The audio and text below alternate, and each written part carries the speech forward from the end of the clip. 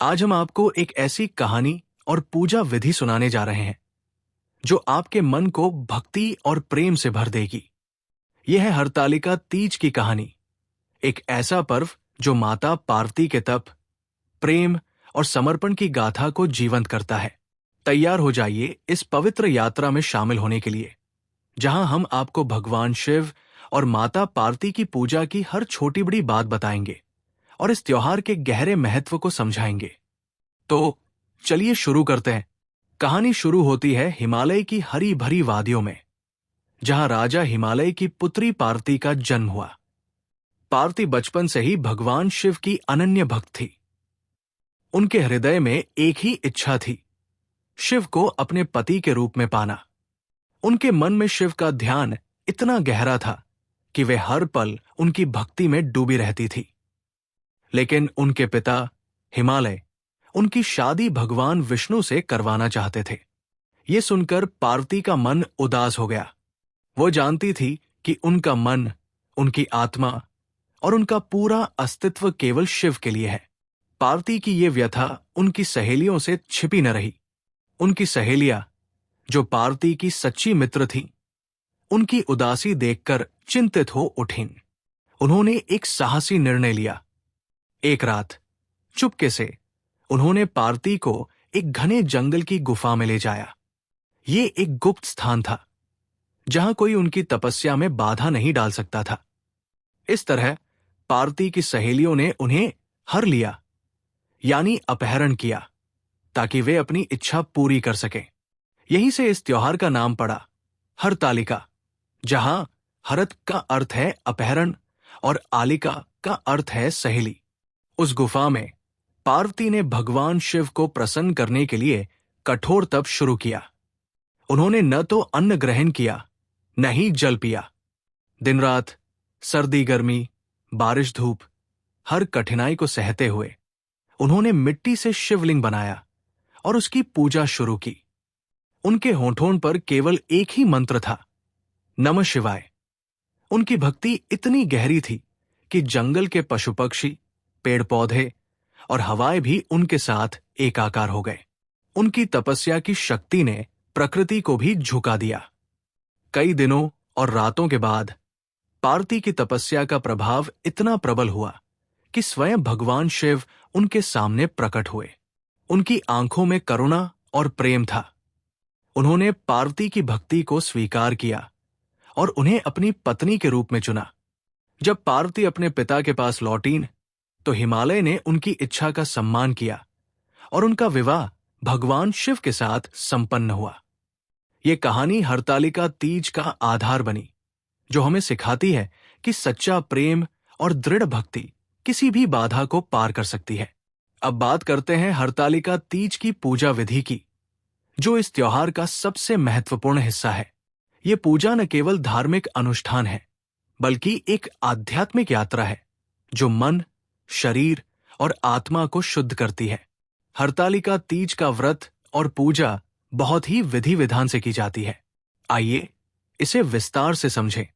सबसे पहले प्रातःकाल सूर्योदय से पहले उठें, स्नान करें और स्वच्छ, अधिमानता लाल या पीले रंग के वस्त्र धारण करें। मन में संकल्प लें कि आप ये व्रत भगवान शिव और माता पार्वती की कृपा प्राप्त करने, अपने पति की लंबी आयु और सुखी वैवाहिक जीवन के लिए रख रहे हैं। यदि आप अविवाहित हैं, तो अच्छे वर की प्राप्ति के लिए संकल्प लें। पूजा स्थल को गंगा जल से शुद्ध करें। एक लकड़ी की चौकी पर स्वच्छ लाल या पीला वस्त्र बिछाएं। इस चौकी पर भगवान शिव, माता पार्वती और भगवान गणेश की मूर्तियां या चित्र स्थापित करें। यदि मूर्तियां उपलब्ध न हो, तो मिट्टी से शिवलिंग, माता पार्वती और गणेश जी की छोटी छोटी मूर्तियां बनाएं। ये मिट्टी की मूर्तियां इस पूजा की खासियत है, क्योंकि इन्हें पार्वती ने भी अपने तप के दौरान बनाया था। पूजा के लिए सामग्री इकट्ठा करें। इसमें बेलपत्र, धतूरा, फूल, चंदन, रोली, अक्षत, मौली, धूप, दीप, मिठाई, फल और सुहाग की सामग्री जैसे मेहंदी, चूड़ी, बिंदी और सिंदूर शामिल है। ये सभी सामग्रियां सौभाग्य और प्रेम का प्रतीक है।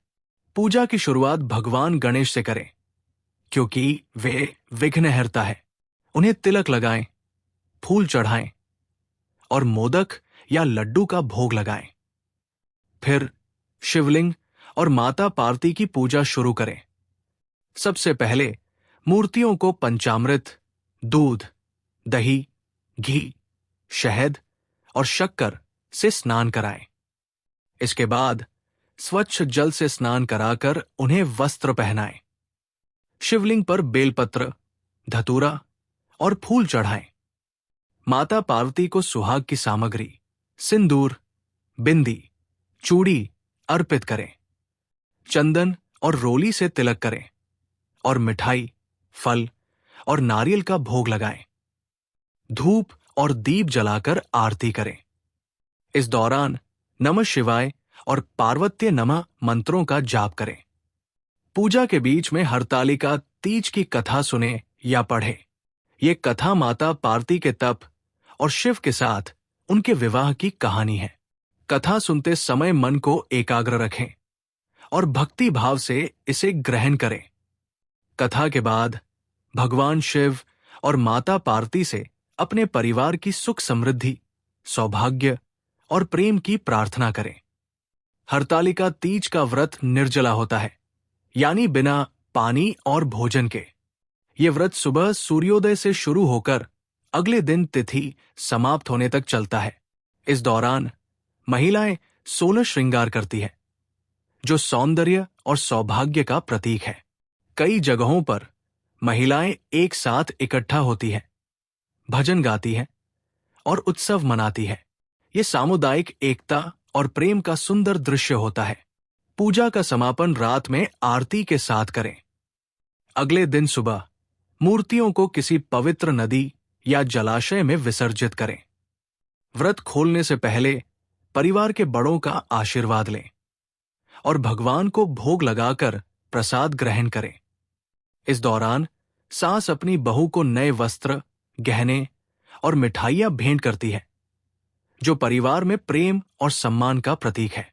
हरतालिका तीज का महत्व बहुत गहरा है। ये केवल एक व्रत या पूजा नहीं, बल्कि प्रेम, भक्ति और समर्पण का उत्सव है। ये पर्व हमें माता पार्वती की दृढ़ता और उनके तप की शक्ति की याद दिलाता है।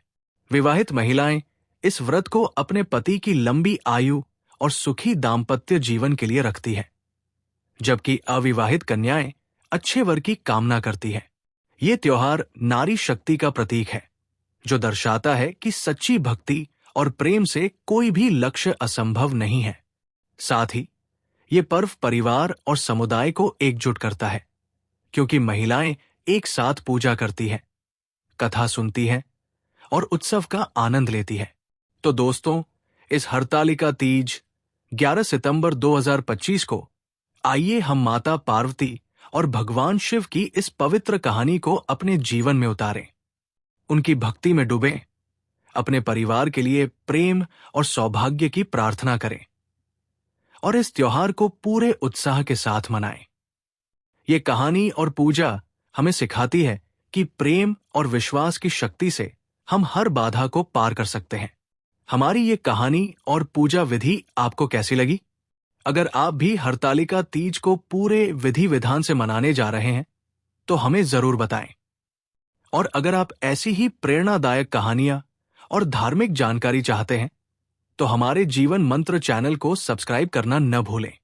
हम आपके लिए हर दिन कुछ नया और प्रेरणादायक लेकर आते हैं। नमो नमः।